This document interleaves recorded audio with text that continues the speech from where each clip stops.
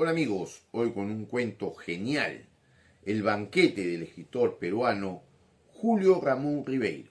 Te cuento todo sobre esta tremenda obra.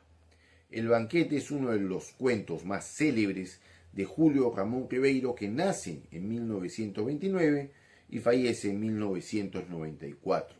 Maestro indiscutible de la narrativa breve latinoamericana, publicando en la colección Los gallinazos sin plumas o en ediciones posteriores como La palabra del mudo. El relato es una implacable sátira social y política que se burla de la ambición desmedida y la ingenua megalomanía de la burguesía emergente limeña.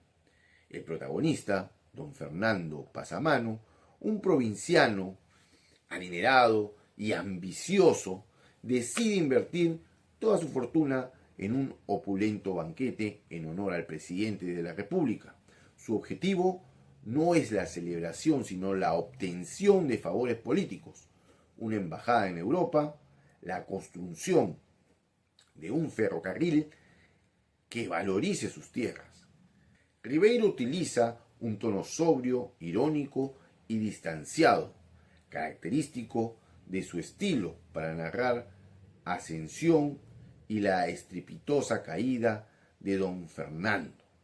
La obra se construye como una fábula moral moderna sobre el poder, la inversión y el riesgo, donde la fortuna, el capital, es jugado, puesto en mesa política como si fuera una apuesta de casinos. La tragedia final, resuelta con un giro narrativo abrupto, el golpe de Estado, es el golpe de gracia que desnuda la fragilidad de la estructura de poder en América Latina y la miseria del oportunismo. Es un cuento que encapsula la condición de perdedor, un tema recurrente en la obra de Ribeiro. Sin más, vamos con el resumen de la obra. El cuento se desarrolla en 3 actos dramáticos que construyen progresivamente la tensión y la ironía. Tenemos la preparación, la ejecución y el desenlace.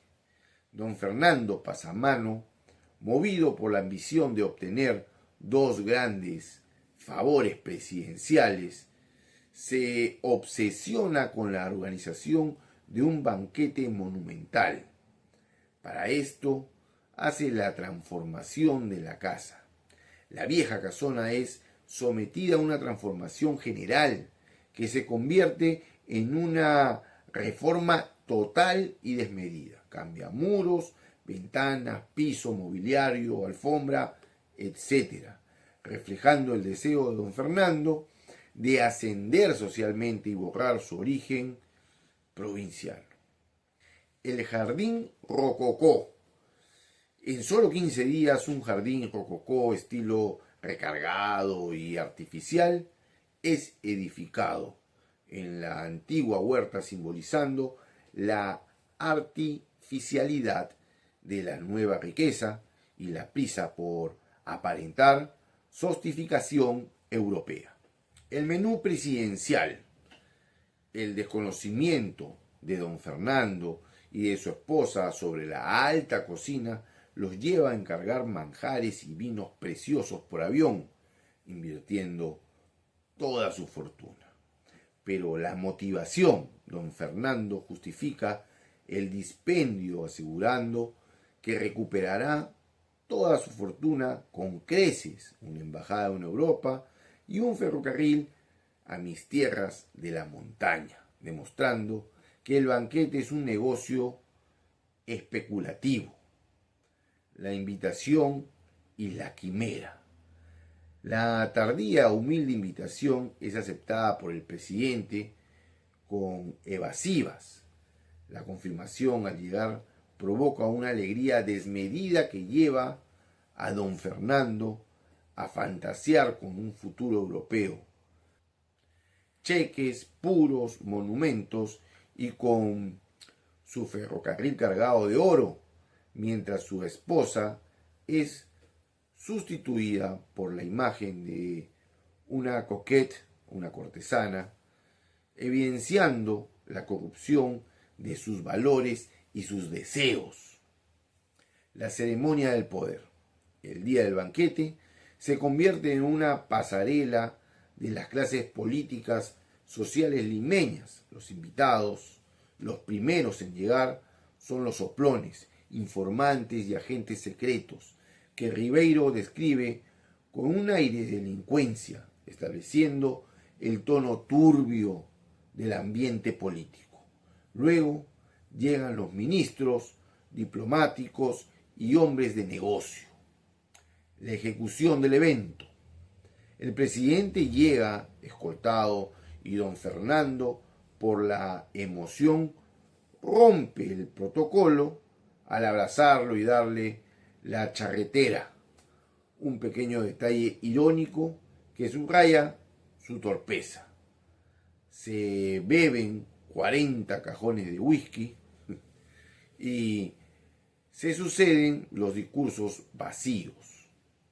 La angustia del anfitrión, don Fernando, en su rol de anfitrión se ve obligado a atender a los invitados y no encuentra un momento propicio para abordar al presidente. El protocolo que él tanto ha idealizado lo aísla de su objetivo. La demanda cerca de la medianoche logra acorralar al presidente en la salita de música. Ahí, en su sofá de estilo versallesco, le desliza su modesta demanda. El presidente con facilidad le promete la embajada en Roma y la resolución favorable del asunto del ferrocarril, reasegurando la victoria de don Fernando. El desenlace, o sea, la caída, tras la partida de los invitados, don Fernando y su esposa se encuentran felices y se sienten los más sagaces y gloriosos anfitriones de Lima. El despertar trágico.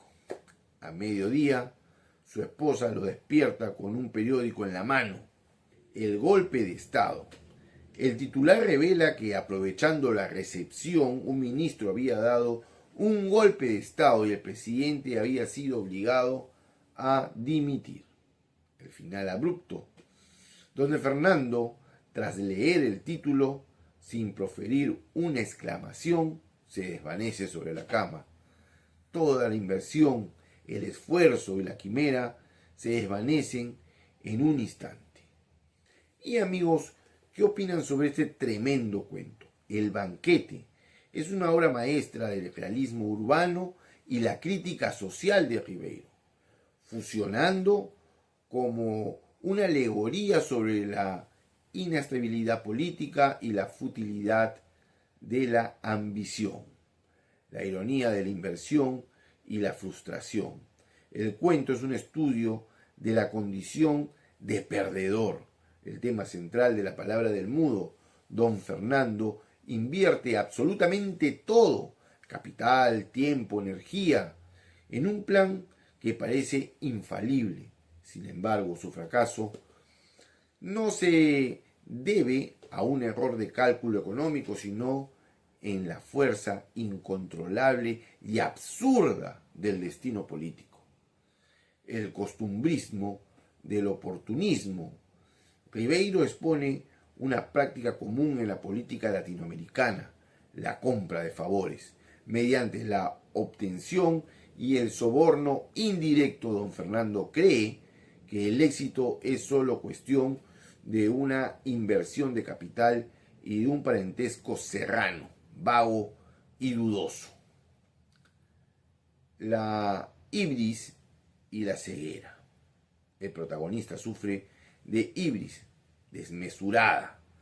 Su quimera del éxito es tan fuerte que lo ciega ante la fragilidad de su socio, el presidente, y el riesgo político inherente del país. La visión de futuro europeo con esa figura femenina idealizada y sin su esposa es el punto máximo de su desvarío y desconexión con la realidad. El final como una epifanía negativa. El golpe de Estado es el mecanismo narrativo que Ribeiro utiliza para asestar el castigo. En lugar de una fuerza externa que salva al protagonista, aquí es una fuerza externa y absurda la que lo destruye. El fracaso es total, rápido y catastrófico. La ironía final radica en que el acto de congraciarse con el poder, el banquete, es el que facilita la destrucción del poder mismo. Silencio y desvanecimiento, el modo en que don Fernando recibe la noticia sin proferir una exclamación, se desvaneció. Es crucial el silencio ante el desastre. Es más impactante que cualquier grito. Significa la anulación total del personaje cuya vida entera acaba de ser borrada por una noticia de periódico. Es la derrota absoluta del provinciano que soñó con ser europeo. Y Ribeiro emplea un estilo que lo aleja del barroquismo de otros escritores del boom latinoamericano. El narrador es objetivo y parco, contando los hechos sin involucrarse emocionalmente. Es esta distancia la que permite que la ironía brille. La vemos en la descripción de los soplones y en la caracterización de don Fernando como un hombre que creía tirar su casa por la ventana con sagacidad. El detalle es sintomático. El daño a la charretera del presidente o el uso de un canapé de Versalles en una sala de música limeña son detalles que, aunque mínimos, son sintomáticos de la falsa elegancia y el mimetismo cultural de la oligarquía peruana.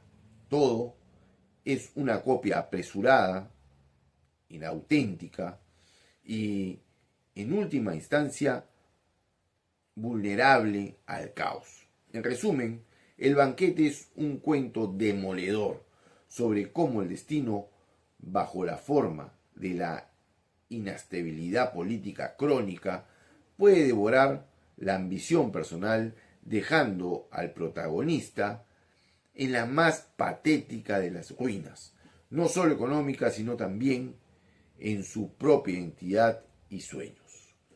Muchas gracias por seguir hasta aquí, suscríbete al canal y nos vemos en la próxima entrega. Adiós.